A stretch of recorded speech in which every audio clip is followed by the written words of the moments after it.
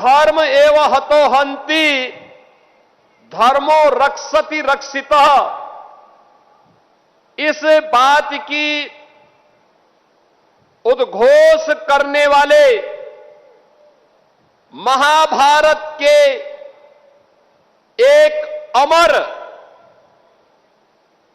गाथा के साथ बड़े स्मरणीय रूप से जिनका स्मरण किया जाता है, ऐसे महात्मा विदुर से जुड़ी हुई बिजनौर की इस पावन धरा को मैं नमन करता हूं और आप सभी का मैं हृदय से अभिनंदन करता हूं।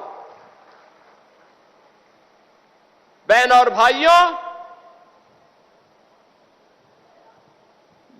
महाभारत ने हम सबको इस बारे में प्रेरणा दी,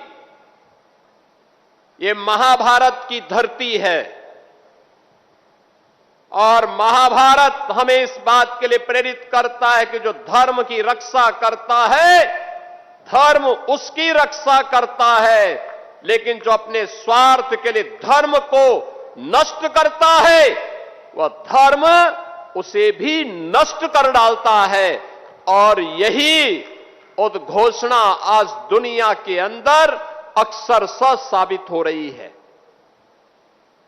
बहनों और भाइयों, ये पावन धरना भारत के इतिहास को बनाने वाली धरा है और इसलिए जब बिजनौर आता हूं, एक अलग ही आत्मीयता का अनुभव होता है, क्योंकि ये भारत के इतिहास से जुड़ी हुई धरा है। इसने इतिहास को बनाया है, इसने इतिहास को बनते हुए देखा है और इसने इतिहास को बिगड़ते हुए भी देखा है।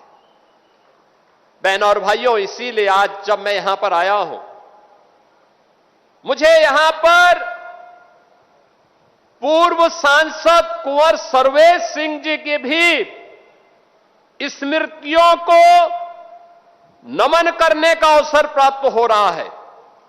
मैं इस अवसर पर कुंवर सर्वेश सिंह जी की स्मृतियों को भी विनम्र श्रद्धांजलि अर्पित करता हूं। पिछली बार जब मैं आया था 4 वर्ष पहले, तब मुझे यहां पर हम दोनों ने एक साथ कार्यक्रम आयोजित किया था। आज वे भले ही हमारे बीच में नहीं हैं, लेकिन उनकी स्मृति को जीवंत बनाए रखते हुए मैंने आज यहां पर इसी परिसर में हमने यहां के कारीगरों के लिए एक कॉमन सर्विस सेंटर, जहां कारीगरों को उत्तम तकनीक के बारे में, डिजाइन के बारे में, मशीनें कैसे उसमें उनका सहायक हो सकती है, इसके बारे में उसका उद्घाटन करने का अवसर प्राप्त हुआ। और अब उन्हीं की विरासत को संभाल रहे यहां के लोकप्रिय विधायक कुंवर सुशांत सिंह ने यहां के माननीय जनप्रतिनिधियों के नेतृत्व में उनके साथ मिलकर के पाकिस्तान से विस्थापित उन हजारों परिवारों को, जिनकी संपत्ति पर, जिनकी पुश्तैनी संपत्ति पर पाकिस्तान के मजहबी कट्टरता ने 1946, 47, 48 में जबरन कब्जा करके इन निर्दोष हिंदुओं और सिखों का कत्लेआम किया था। 1946, 47, 48 बीता, वर्ष दर वर्ष बीतते गए, दशक और दशक बीतते गए, युग में युग बीतते गए। आज चौथी पीढ़ी में यह अवसर आ पाया है जब हम इन सभी विस्थापित परिवारों को यहां पर उनकी जमीन का मालिकाना अधिकार देने की ओर आगे बढ़ चुके हैं। और मुझे प्रसन्नता है, हमारे लिए भावुकतापूर्ण क्षण भी है और आनंद का क्षण भी, कि हम सब यहां पर आज इन विस्थापित परिवारों की जिनकी संख्या अभी 1645 है, यानी कुल मिलाकर के 8,000 से 10,000 लोगों को आज एक कागज एक साथ उनके परिवार के सदस्यों को प्राप्त हो रहा है। और बहनों और भाइयों, जो शेष बचे हैं उसको दूसरे फेज में वह भी हम करेंगे, उसकी कार्रवाई भी हमारी युद्ध स्तर पर आगे बढ़ रही है। शुरुआत होनी थी, इसलिए मैं आज आपके बीच में आया हूं। मैं पूछना चाहता हूं, मैं इस समय एक चलन देख रहा हूं, तमाम मौलवी और मौलाना इस समय एक बयान दे रहे हैं, कह रहे हैं गाय को राष्ट्रीय पशु घोषित करो। अबे हमने कहा कि गौ हमारी माता है, जन्म जन्मांतर का नाता है।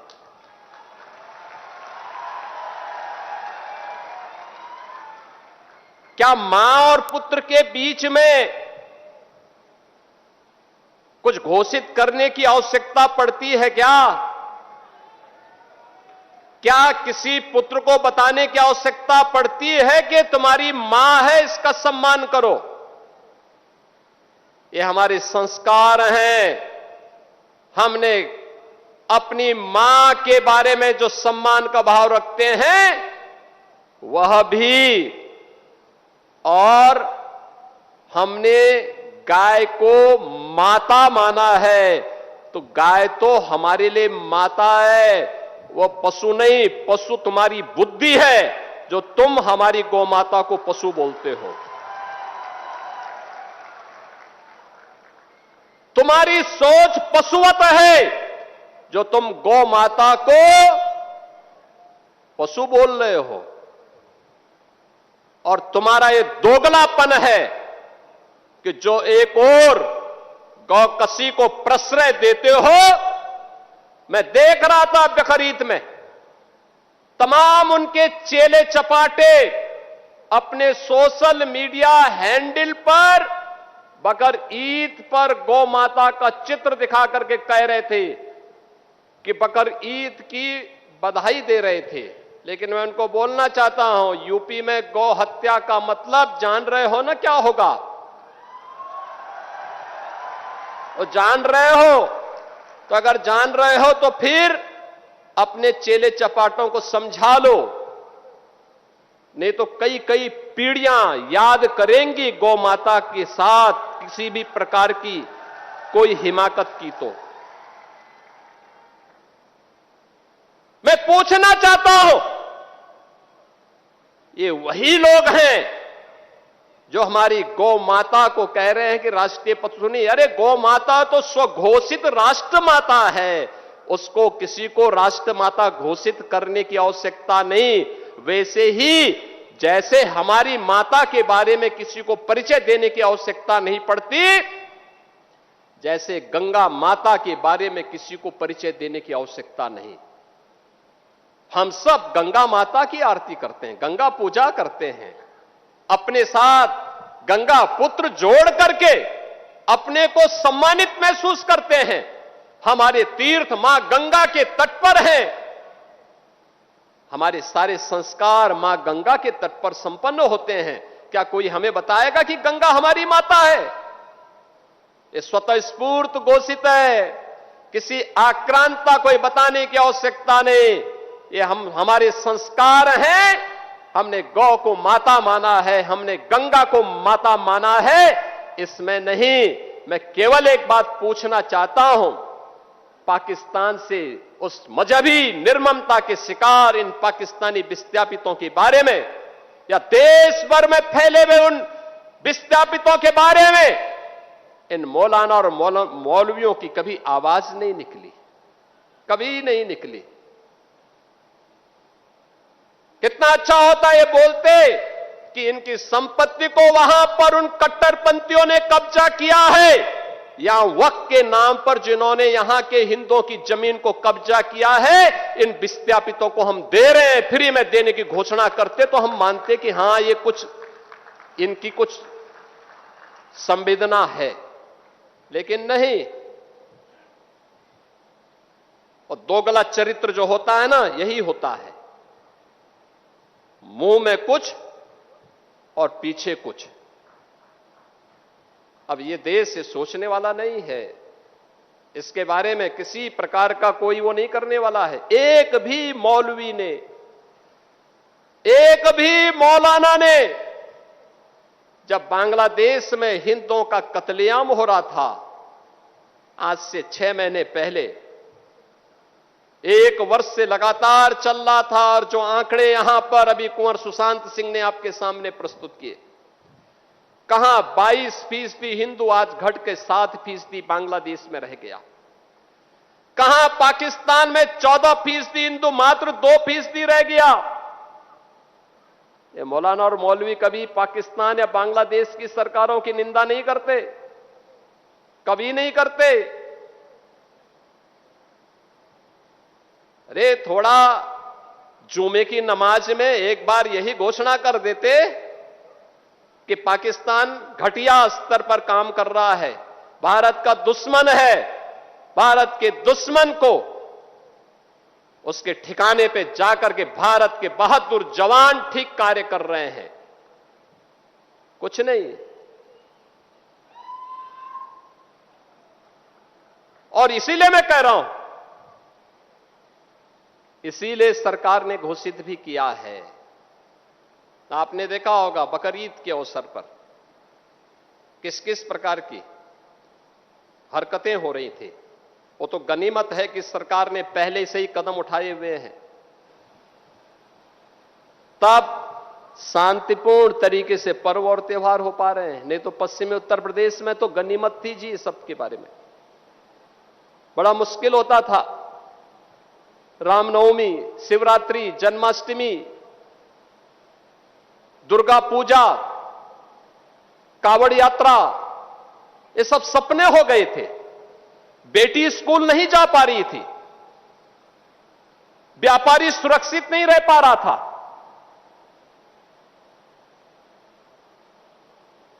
और दोस्ती, कैसी दोस्ती, आपने भी गाजियाबाद में देखा होगा।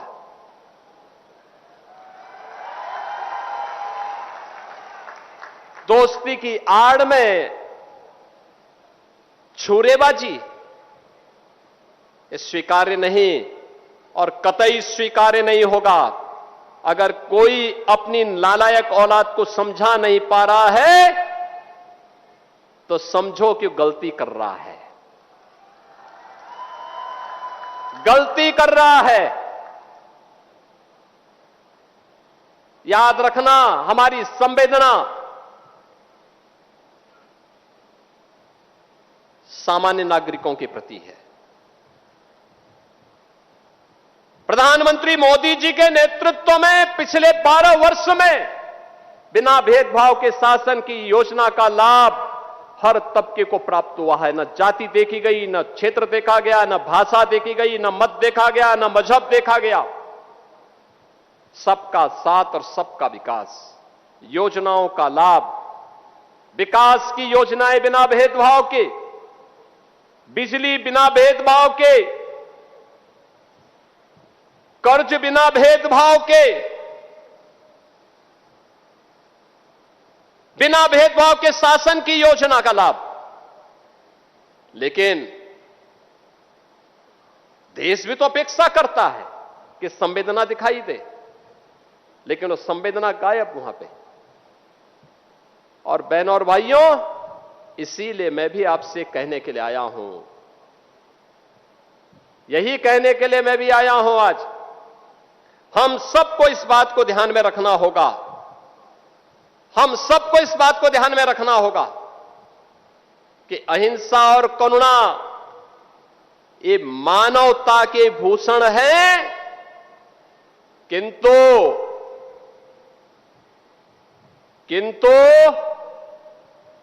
शस्त्र उठाना होगा अगर सामने खरदूषण है।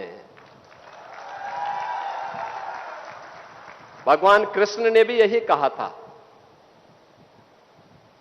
परित्राणाय साधूनाम विनाशाय च दुष्कृताम। सज्जनों के लिए ही हम सज्जन बने, दुर्जनों के लिए नहीं। भगवान राम ने भी वही किया था, निस्सरहीन करो मही भुज उठाए प्रणकीन।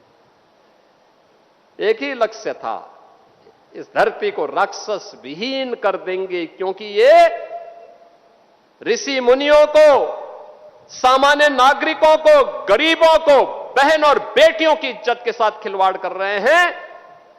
इनसे लड़ना होगा, इनसे निपटना होगा। देश के खिलाफ द्रोह करने वाले लोगों के प्रति उतनी कठोरता के साथ, उतनी निर्ममता के साथ लड़ने के लिए तैयार होना होगा। और आज का ये समारोह जो यहां पर हो रहा है, बहनों और भाइयों, उसी का हिस्सा है। एक संदेश देने का कार्यक्रम है। ये 1645 परिवार, जिसके माध्यम से लगभग 8 से 10 हजार की आबादी लाभान्वित होने जा रही है। इसमें पाकिस्तान से विस्थापित हुए लोग हैं, जिन्हें आजादी के बाद और आजादी के पहले पाकिस्तान से जबरन निकाल दिया गया, उनकी संपत्ति को कब्जा कर दिया गया। पूर्व सैनिक हैं, जिन्हें यहां पे सरकार ने लैंड आवंटित की थी, लेकिन उस लैंड आवंटन के फलस्वरूप उन्हें कभी यहां पर जो लीज डीड हुई थी, वह उनका मालिकाना अधिकार का हिस्सा नहीं बन पाया। आप सोचो ना, कितना पुराना, 75 साल, 80 साल बीत गए। 25 साल की एक पीढ़ी होती है, 3-3 पीढ़ी चली गई, कोई प्रोत्साहन नहीं। क्या कर रहे थे कांग्रेस के लोग, क्या कर रहे थे सपा के लोग, क्या कर रहे थे अन्य लोग?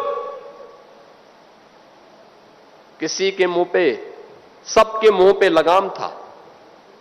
दूसरा, इनके दोहरे चरित्र को देखना हो तो सोचो, यह कार्यक्रम इसलिए संभव हो पाया है क्योंकि देश के यशस्वी प्रधानमंत्री श्री नरेंद्र मोदी जी ने और यशस्वी गृह मंत्री श्री अमित शाह जी ने देश के अंदर सिटीजनशिप अमेंडमेंट एक्ट पास करके सुनिश्चित किया कि पाकिस्तान, बांग्लादेश, अफगानिस्तान, इन सभी देशों में जो भी हिंदू, सिख, बौद्ध, जैनी, इन सबको विस्थापित करके भारत में भेज दिया। भाग करके वे भारत में आए हैं, शरण लेने के लिए भारत में आए हैं। 5 वर्ष से अधिक का समय हो गया है, तो उन्हें हम भारत की नागरिकता देंगे। याद करिए, एक्ट मोदी जी ने पास करवाया। उन हिंदुओं के लिए दुनिया के अंदर हिंदू, सिख, बौद्ध, जैनियों पर अत्याचार होंगे, कहां जाएंगे ये लोग? कहां जाएंगे? भारत में आएंगे। लेकिन भारत में कांग्रेस ने विरोध किया कि नहीं, इनको नागरिकता नहीं मिलनी चाहिए। ये बांग्लादेशी घुसपैठियों को नागरिकता देने वाले पापी हैं। ये भारत के खिलाफ द्रोह करने वाले अपराधियों को सम्मानित करते हैं। भारत का विभाजन करने वाली मुस्लिम लीग के साथ मिलकर के केरल में सरकार बनाते हैं, लेकिन हिंदुओं, सिखों, जैनियों और बौद्धों को मिलने वाले अधिकार में इनको ऐतराज था। ये कांग्रेस ने देश का विभाजन करवाया। इनके पाप के कारण देश का विभाजन हुआ, और देश का विभाजन होने के बाद जो पीड़ित हिंदू, बौद्ध, सिख, जैन यहां आए, उनको कहते हैं इनको नागरिकता नहीं मिलनी चाहिए। आंदोलन किए, बड़े बड़े धरने प्रदर्शन किए, बड़े बड़े प्रदर्शन किए इन लोगों ने। समाजवादी पार्टी, उसने भी प्रदर्शन किए, कहां नहीं होने देंगे। और मोदी जी ने भी ठाना था और हमने भी ठाना था कि हम होंगे, इसको जरूर करवाएंगे, जरूर करवाएंगे। और बहनों और भाइयों, आज मुझे अति प्रसन्नता है कि प्रधानमंत्री जी के इस विजन को आज हम यहां पे धरातल पर उतारने के लिए आपके बिजनौर की धरती पर आए हैं, बड़ापुर की धरती पर यहां पर आए हैं।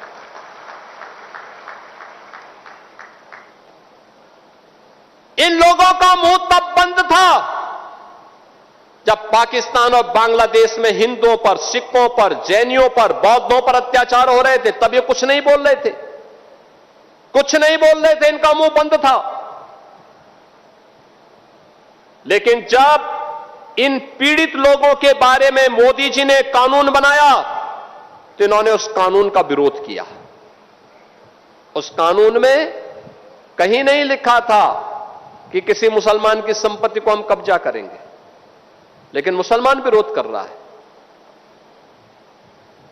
यानी जो हमारे हिंदुओं का विरोध कर रहा हो, हमारे सिखों का विरोध कर रहा हो, हमारे बौद्धों का कर रहा हो, वो कहता गौ को राष्ट्रीय पशु घोषित करो। अबे गाय पशु नहीं, गौ हमारी माता है और गौ के साथ तो हमारा जन्म जन्मांतर का नाता है। तुम क्या समझ पाओगे इसके बारे में? गौ माता के महत्व को तुम क्या समझ पाओगे? आजकल ज्ञापन देने जा रहे हैं, ज्ञापन देने।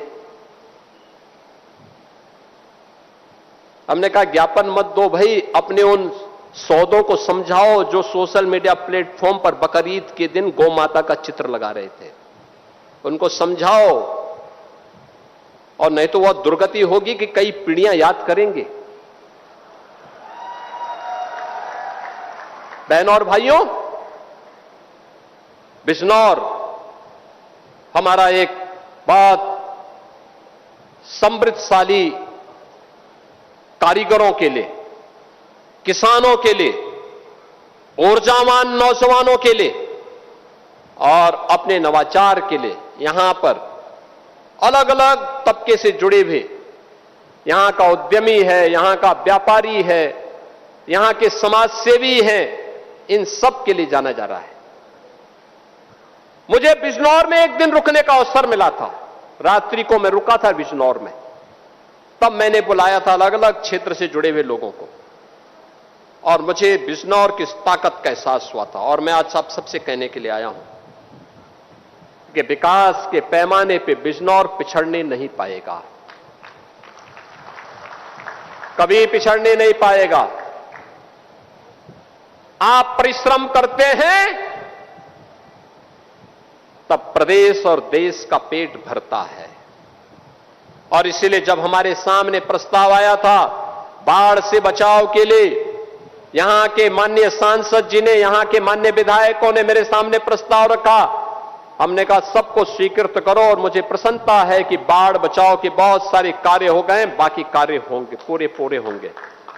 एकदम बाढ़ से बचाव के लिए उपयुक्त व्यवस्था करेंगे। बिजनौर के बारे में लोग सोचते भी नहीं थे यहां मेडिकल कॉलेज खुलेगा। आज तो बिजनौर में अपना मेडिकल कॉलेज हो गया और महात्मा विदुर के नाम पर हो गया। देखो प्रयास आपका हम इसलिए कर पा रहे हैं क्योंकि आपने एक वोट कमल के नाम पर दिया। उसकी कीमत समझो, मेडिकल कॉलेज बन गया, हाईवे बन रहे हैं, रेलवे की नई नई सुविधाएं विकसित हो रही हैं, और अभी गंगा एक्सप्रेस वे को भी हम इधर से ले जाने की तैयारी कर रहे हैं।